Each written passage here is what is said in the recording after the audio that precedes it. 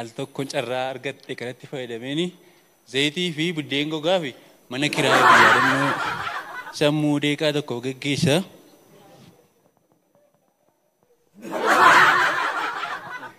Tole galatooma ani maqaan koo Abbaa Kololeen jedhama.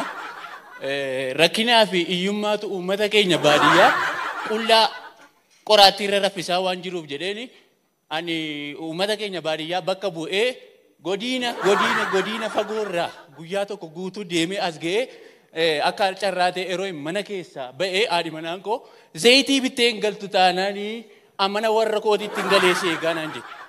Ani immoo ati hin galtu taana anumtiyyuu galuuf hin jedhaa sinii kaan ittiin jedhe. Bara kana silaa nama zayitii fedhee maatii isaa hiiku malee nama rakkoo biyya kanaa hiiku hin qabnu hedheeniti. Ittaan fufee dhugaama isaa dubbachuuf immoo bara si'anaa kana qaaleensaan kan wal qabatu shunkurtii murree qattafaan jiru. Shunkurtii murree nu qattafaa jira. Kana qofaa miti. Amma durii uummanni baadiyyaa jechuudha. Dhadhaa gurguree zayitii bitee nyaataa jedhu. Amma garuu dhadhaa miti sangaa gurgurree iyyuu zayitii bitaa hin jirru. Uummanni baadiyyaa durii akkasuma jaarsi baadiyyaa sanatti talte gaabiitti kiisii hodhitii jedhu. Garuu amma gabareen sanatti talte gaabiitti kiisii hodhiti biti. Zayitii leetirii 5 bitattee mana keessa kaawwatti.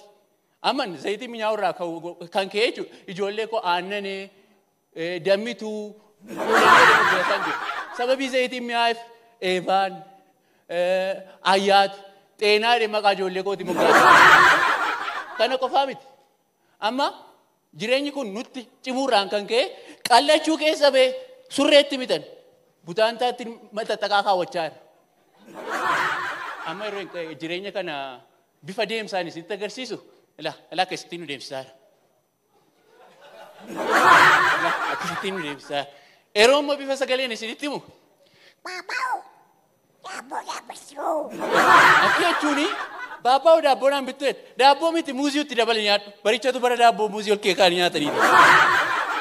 Egaa dhugaama isaa dubbachuuf uummati baadiyyaa rakkoo hawaasummaan gubachaa jira. Amma dhimma karaa wal qabatu gaafa nuun magaalaa deemnu araqee dhugnee galaan jiru. Nadaajii dhugnee galaa jira. Maaliif akka fiinnee mana geejjibu?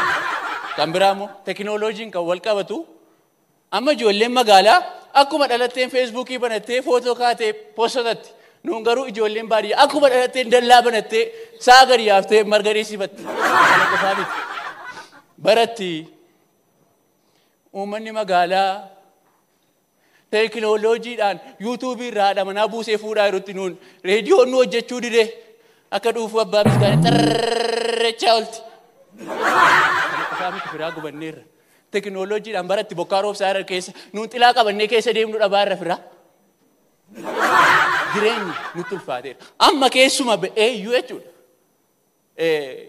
Uummanni kun iyyummaa keessa waan jiruu fi bullee kaanee iyyummaa kana keessaa ba'uuf halkanii guyyaa hojjechuurraan kan ka'e yeroo itti haadha manaa irraa mucaa godhannu dhabaa jira. Garuu immoo iyyummaa keessaa ba'uu miti. Laaqii mana keenya gajjallaa keessaa ba'uu nutti ulfaachaa jira. Biyya kana immoo jijjiiruuf ennee iyyummaa balleessuuf ennee ijoollee keenyaaf laaffisii bidnee kennaa akka isheen iyyummaa balleessituuf. Kana qofaa miti. Isin iyyummaa jettu waan baay'een duunee jirran manu. Ammani haadha manaa koo bulee kee liqii irraa liqeeffachuurraan kan ka'e maqaa haadha manaa koo waan ta'ee deemu gaas. Maal kana dubbat ture? Amma teekinooloojii kana baradheen guyyaa tokko magaalaa dhaqe. Yeroo magaalaa dhaqu guyyaa lama bulee mana tutturaayetii mana kana qulqulleessii naan jennaaniin mana qulqulleesseen amsoolaas miicee tiiviis lakkatti geesseen oomoodhaan miicaan guyyaa tokkotti baadiyyaatti nagashan. Yaa uummataa sa'aatii dheeraan qabnu balee yeroo baay'ee taphanna guddaa galatooma.